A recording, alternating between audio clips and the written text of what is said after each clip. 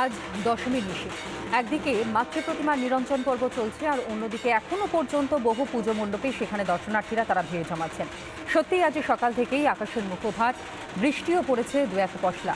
তবে এরই মাঝে উৎসবে কিন্তু কোনো খামতি এখনো পর্যন্ত নেই। তার কারণ মাকে বিদায় দেওয়ার একটা কষ্ট থাকলেও, আবারও একটা বছরের অপেক্ষা থাকলেও, শেষ মুহূর্তে উৎসবমুখর বাঙালি তারা এই আনন্দটাকে চেটেপুটে উপভোগ করতে চাইছেন।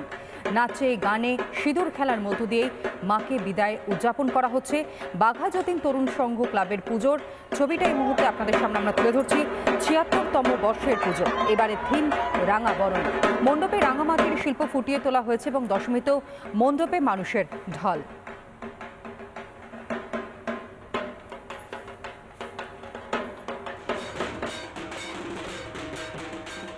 আর আমরা এই মুহূর্তের আবহাওয়াটা একটু জানবার চেষ্টা করি। সমাদৃতা আমার সহকর্মী এই মুহূর্তে আমার সঙ্গে রয়েছে। সমাদৃতা, দেখো, সকাল থেকে যেমনটা আমরা দেখেছি আকাশের মুখ ভার করেছিল, হয়তো আজ প্রকৃতিও চাইছে না মাকে বিদায় জানাতে, কিন্তু তারপরেও আজ মাকে বিদায় জানাতে হচ্ছে। হয়তো বিষাদ ঘন সেই মুহূর্তটার সাক্ষী থাকার পরেও কিছুটা হলেও আনন্দ আমরা উপভোগ করবার চেষ্টা করছি। তুমি এই মুহূর্তে বাঘা যতীন তরুণ সংঘ ক্লাবে রয়েছে, সেখানকার আবহাওয়া কি?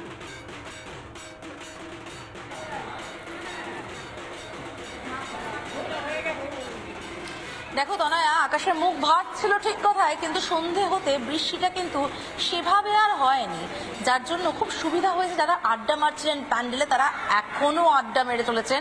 ঘড়ির কাটে রাত 10টা ছুঁয়ে গেছে, তো কি হয়েছে, এখন তো রাত 2টো, 2:30, 3টে অব্দি এরকম আড্ডাই চলবে।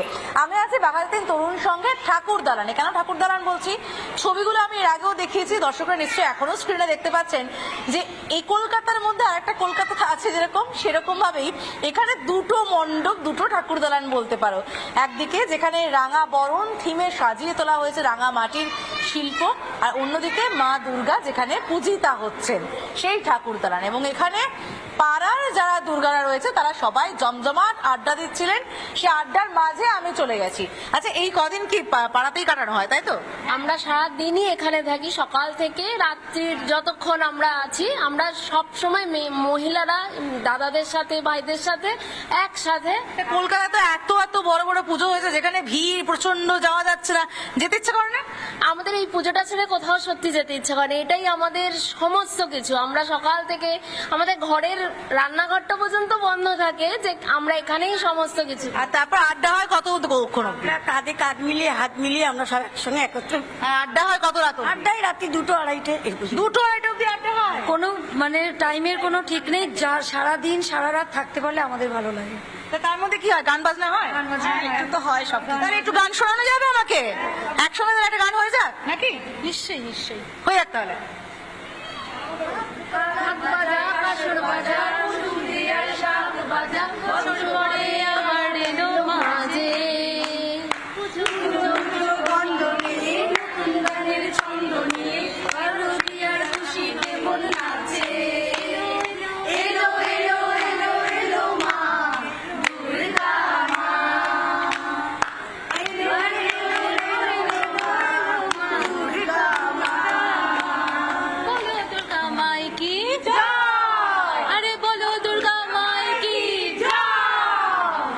আমি দেখছিলাম গান গাইতে গাইতে নাচটাও হচ্ছে, তাহলে ঢাকের তালে নাচটাই হয়ে যাক একবার।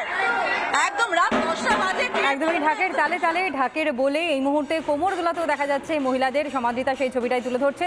তবে শুধু সমাদৃত নয়, এই রাতেও কিন্তু আমাদের বহু প্রতিনিধিরা তারা বিভিন্ন জায়গায় রয়েছেন এবং সেখানকার ছবিটা শুধুমাত্র আপনাদের জন্য তুলে ধরছেন। আজ বিজয়া দশমী বলে কথা, যাতে মন কোনোভাবেই খারাপ না হয়, সেই কারণে আমাদের এই প্রয়াস। নানা ধরনের কন্টেন্ট দেখার জন্য লাইক করুন, শেয়ার করুন আমাদের ফেসবুক পেজ, সাবস্ক্রাইব করুন আমাদের ইউটিউব চ্যানেল।